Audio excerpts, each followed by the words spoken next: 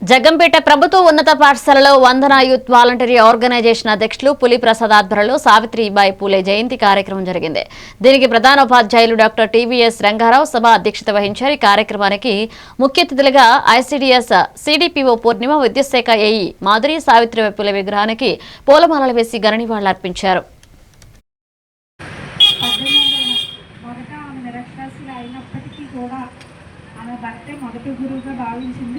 ఆమె భర్త సహాయంతో ఆమె విద్యనంతా నేర్చుకోవడం జరిగింది.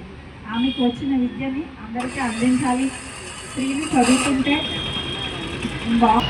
విద్య అంటే విద్య ప్రాముఖ్యతను తెలియచేసి వారందరూ కూడా చదువుకొని మంచి పొజిషన్లో రావాలి అని చెప్పేసి తెలుసుకుని వారికి తెలియచేసి వారికి కూడా మంచి విద్యావేత్తలుగా తయారు చేస్తే మీరే మరో సావిత్రిబాయి పూలేగా అవుతారని, అదే మనం వారికి ఇచ్చే నిజమైన నివాళి అని తెలియజేస్తూ ఈ మాటలు ముగిస్తుంది. అవకాశం ఇచ్చిన పెద్దలందరికీ నా ధన్యవాదాలు. ఈ పరిస్థితులను మనల్ని తీసుకురావడం జరిగింది.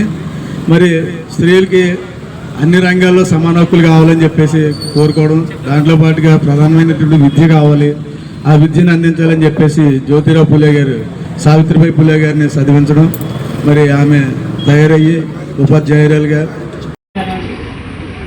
ఈ కార్యక్రమానికి అందించిన రంగారావు సార్కి సహకరించిన, అలాగే కార్యక్రమం ఇంత చక్కగా చేయడానికి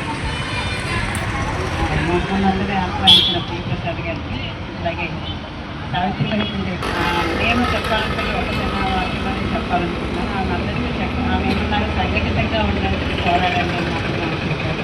చక్కగా ఆమె ఆశయాలను మనం నిలబడుతూ మనం ముందుకు సాగాలని కోరుకుంటున్నాం.